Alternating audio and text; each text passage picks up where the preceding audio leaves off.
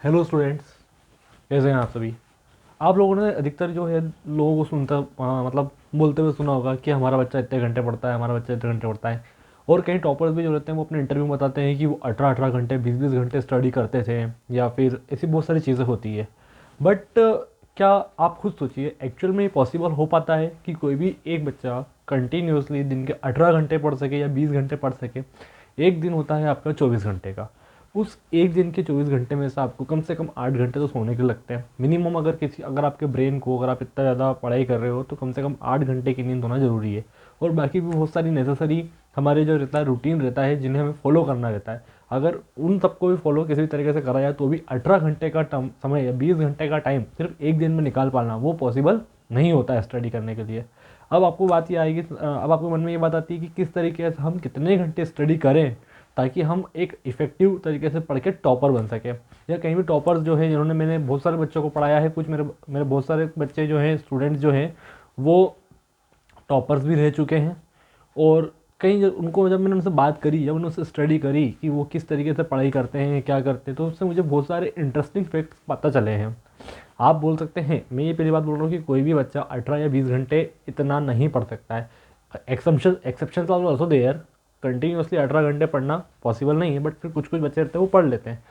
अब हम बात करते हैं कि हमें कितने घंटे पढ़ना है, हमें कितनी नीड है। देखो, हर जैसे अपने हाथ की सारी फिंगर्स क्या है, अलग अलग रहती है, उसी तरीके से हर एक स्टूडेंट एक अलग एक्टिव रहता है। हर स्टूडेंट्स की अपनी मेंटेलिटी अलग अलग रहती है। हर स्टूडेंट का एक कैचिंग पावर जो रहता है वो सब अलग अलग रहता है। तो हम किसी भी दूसरे को देख के कंपेयर नहीं कर सकते हैं। कई बार ऐसा होता है कि जो बच्चा बोल रहा है 10-10 घंटे पढ़ता है वो भी अच्छे नंबर नहीं ला पाता, लेकिन कुछ बच्चे ऐसे रहते हैं जो सिर्फ कुछ टाइम देके 2 घंटे या 4 घंटे का दिन भर देकर क्या कर सकते हैं, अच्छे नंबर ला सकते हैं। तो अब हम समझते हैं कि हमें किन किन चीज़ों पर ज़्यादा फोकस करना है। सबसे पहले हमें देखना है कि नीड ऑफ एग्जामिनेशन क्या है।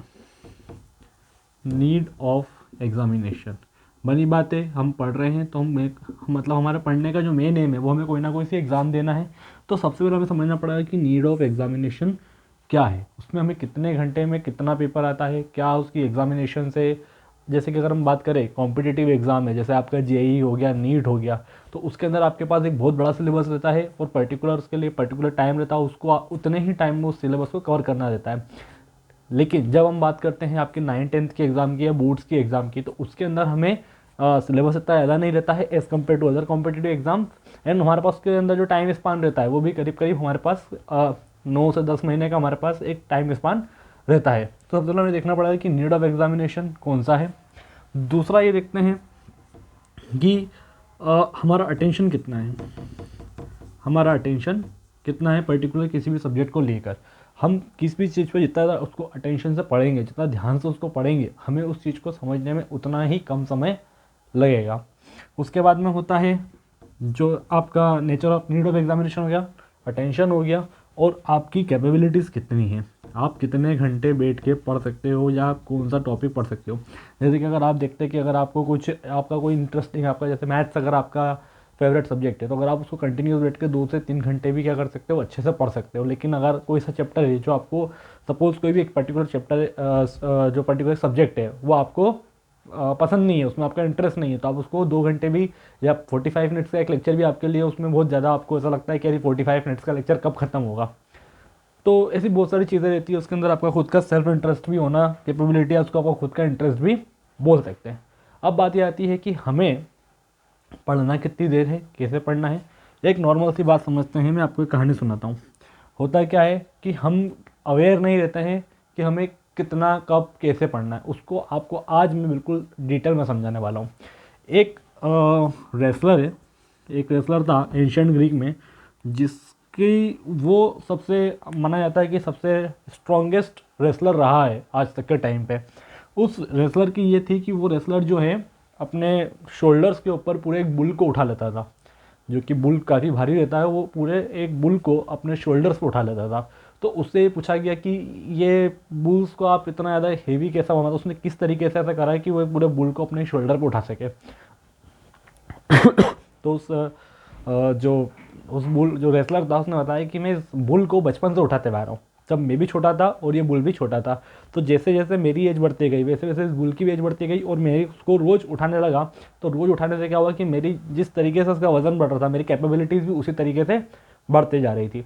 तो उसी तरीके से अपन आज समझेंगे कि किस तरीके से हम इसको हमारी स्टडी में अप्लाई कर सकते हैं। देखिए, अगर हम बात करें जनरली जो स्कूल चालू हो जाते हैं वो मई जून में जो है आपके मई जून में या आपके जो है स्कूल चालू हो जाते हैं। और ये स्कूल्स आपकी जो एग्ज़ाम्स होती है वो होती है जनरली फरवरी मार्च में। तो करीब करीब आपके पास 9 से 10 महीने पूरे रहते हैं। 9 से 10 महीने या 9 से 10 महीने कुछ रहते हैं जिसमें आप पूरी स्टडी कर सकते हैं। तो आपको क्या करना है, आपको दिन में ज़्यादा नहीं, सिर्फ आपको 45 मिनट्स के 3 सेशंस बनाना है। 45 मिनट्स के 3 सेशन बनाना है और इन 3 सेशंस को डेली रूटीन के हिसाब से अपने को फॉलो करना है इन अ वीकडेज, जितने भी आपके वीकडेज होते हैं मंडे टू फ्राइडे तक।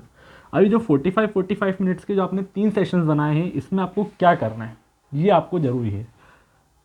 पहला जो आपका 45 मिनट का सेशन है, इस 45 मिनट के सेशन में आपको जितना भी स्कूल में पढ़ाया है उसका रिवीजन करना है।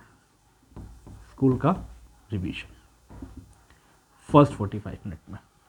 अगर आप स्कूल में मान के चलिए एक दिन के अंदर 5 क्लास लग रही है, एक क्लास आपकी लगती है 45 मिनट की।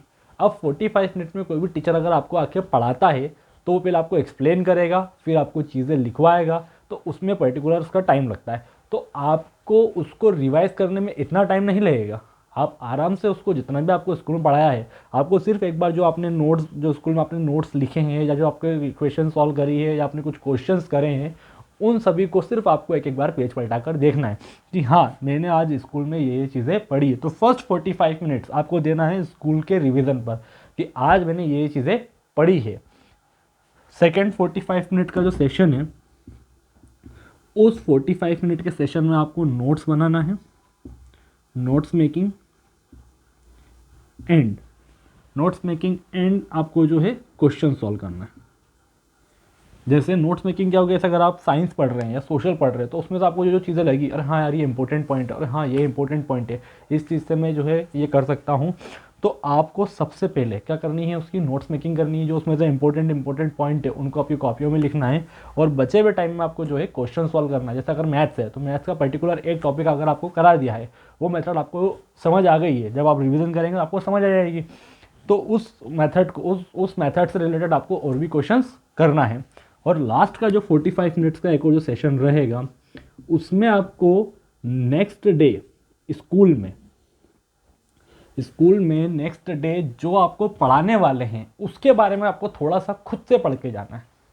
देखिए, जैसे अगर क्या होता है कि हम किसी भी दूसरी सिटी में घूमने जाते हैं, वहाँ का हमें कुछ पता नहीं रहता है, बट एटलीस्ट जाने से पहले, किसी भी सिटी में जाने से पहले अगर हम उसका ओवरव्यू देख लें कि वहाँ पर क्या क्या चीज़ें फेमस है, वहाँ पर क्या क्या चीज़ें होती हैं, वहाँ का लोकेलिटी कैसा है, वहाँ का एरिया कैसा है, वहाँ का एटमोसफियर कैसा है।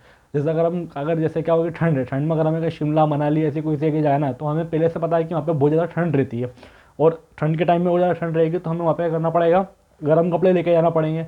इसलिए अगर हम किसी गर्म जगह जा रहे हैं तो वहाँ पर हमें नॉर्मली जो ऐसे कपड़े लगाना पड़ेंगे जिसमें हमें गर्मी कम लगे, तो वो एक छोटी सी प्लानिंग रहती है। तो ऐसे जो 45 मिनट्स है, इस 45 में आपको नेक्स्ट डे क्या पढ़ाने वाले हैं उसके बारे में थोड़ा थोड़ा पढ़ना है। सभी सब्जेक्ट, अगर अगले दिन आपके 5 क्लासेस लग रही है तो 5 सब्जेक्ट, अगर आप थोड़ा थोड़ा भी उनके बारे में एक ओवरव्यू लेके जाए, थोड़ा सा पढ़ के जाए, क्योंकि देखिए कोई सी भी चीज़ ऐसी नहीं है जो बहुत ही अनरियलिस्टिक है या कुछ तो भी है, ऐसा नहीं होता है। अगर आप थोड़ा ही पढ़ेंगे आपको समझ आएगा, तो अगले दिन जब कोई सामने टीचर आके आपको उस चीज़ को एक्सप्लेन करेगा तो आप उस टाइम पे उस चीज़ को ज़्यादा अच्छी तरीके से कैच आउट कर पाएंगे कि हाँ मुझे ये चीज़ भी समझ आई क्योंकि मैंने पढ़ी है। और कई बार क्या होता है कि उन 45 मिनट्स का जो आपने करा है उसमें से ऐसी बहुत सारी चीज़ हो जाती है जो आपको समझ आ जाती है, तो आप उस क्लास के टाइम पे वो चीज़ें ही पूछ सकते हो जो आपको समझ नहीं आई है। इससे आप टीचर की नज़रों में भी एक अच्छा लगेगा कि हाँ चलो बच्चा कुछ तो है, पढ़ के आया है। तो ये सबसे इफेक्टिव वे है। अगर आप 45 मिनट जो अगले दिन होने वाला है उसको पहले से आप पढ़ के जाएँ कि हाँ ये चैप्टर, अब ये आज ये चैप्टर ख़त्म हो गया मैडम, कल ये चैप्टर चालू करेंगे, या सर ये चैप्टर चालू करेंगे, तो उसे मैं एक बार पढ़ के जाऊँ, तो उससे ज़्यादा आपको बेनिफिट मिलेगा। इसी तरीके से आपको अगर देखा जाए तो 45 मिनट, ये अगर आप पूरी कंसिस्टेंसी से 9 से 10 महीने 45 मिनट के 3 सेशंस डेली कंसिस्टेंटली करते हैं कंसिस्टेंटली, सबसे मेन इंपॉर्टेंट है, रोज़ करते हैं, रोज़ इस रूटीन को फॉलो करते हैं, तो फिर आपको टॉपर बनने से कोई नहीं रोक सकता है। Thank you for watching.